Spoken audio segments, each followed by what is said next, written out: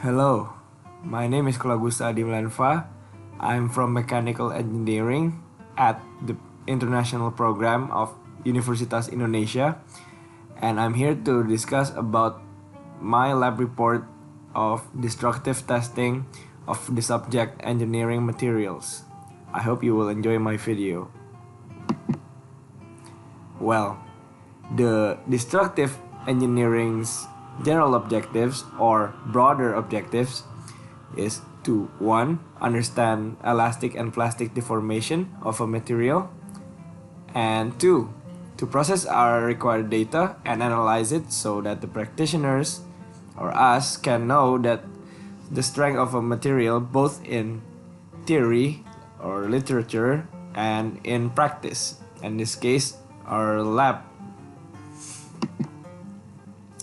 Meanwhile, the specific objectives are 1. To perform engineering stress-strain calculations and actual stress-strain calculations.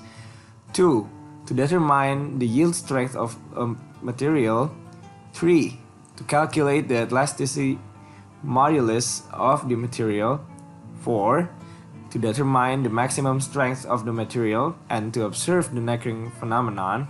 And the last one, to determine the level of metal resilience tested through calculating percentage of elongation and area reduction. But first, before we start the experiment, we have to know our experiment setup. In this experiment, we need a specimen, and it adheres to the standard of ASTM E8. And this experiment needs a tensilon machine to work. So we begin with placing the specimen, the ASTM E8 specimen, on the tensilon machine, and then the tensilon machine that is connected to the computer will set up the data. In this case, we set up it on 5 millimeters per minute and calculate the load given and the elongation of the specimen. The third, the variables given will be force in newtons and elongation in millimeters.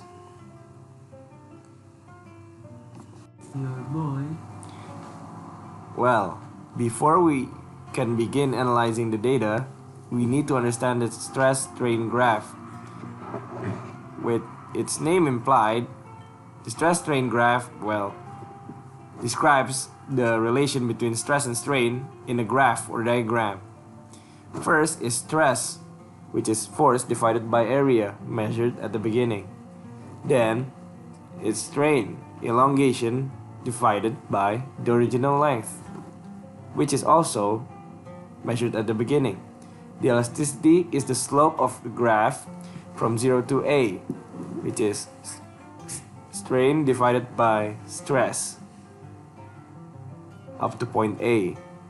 Ultimate tensile strength is the highest a material can endure, which is the highest point in the graph. After that, the material will continue to elongate even after stress is put away. Breaking point stress is the stress at the fracture point. And finally, ductility or percentage elongation is the strain at the fracture. The specimen that we are using is using the ASTM E8 standard. A is the length and is in this case 94 millimeters. T is the thickness, which is 4 millimeters. W is the width and is 12 millimeters. Area, which is thickness times width, is 0.000048 meters squared.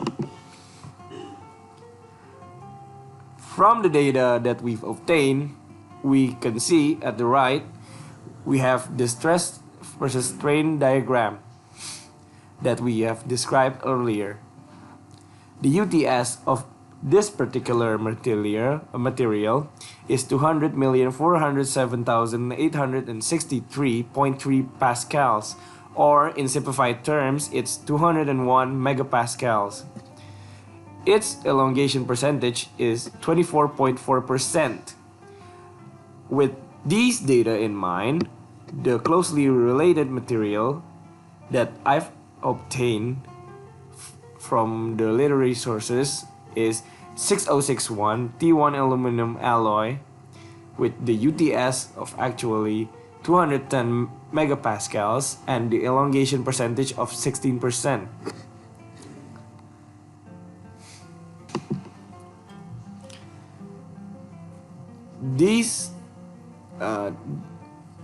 These two graphs describes the actual the engineering and true stress strain curve. On the left, we have the engineering stress versus strain curve, which is the earlier graph that I've given on this video.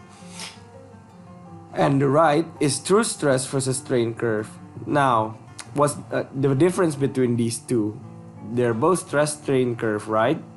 Wrong, because true stress strain curve has a steeper slope, which means that the cross-sectional area that has been reduced at the fracture point is being held accounted for in this graph. So it's different from the engineering stress strain curve.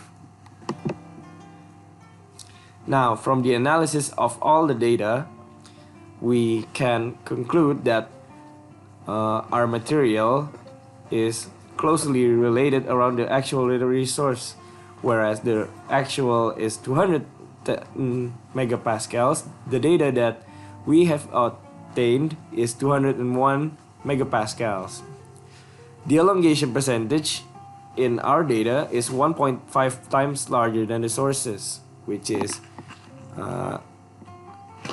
it's due to errors, in which errors we can conclude in this error analysis.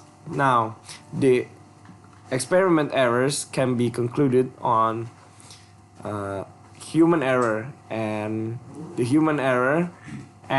equipment error. The first is the vernier caliper used for measuring the specimen isn't an accurate measuring tool for this experiment. There can be a better measuring tool for this experiment if it wasn't used. The conditions of the lab isn't optimal and isolated enough for taking the data. Taking account the environment can make the data a bit more corrupted and such. So that has been my video on destructive testing. I am Klaugusta Adimillenva and thank you for watching.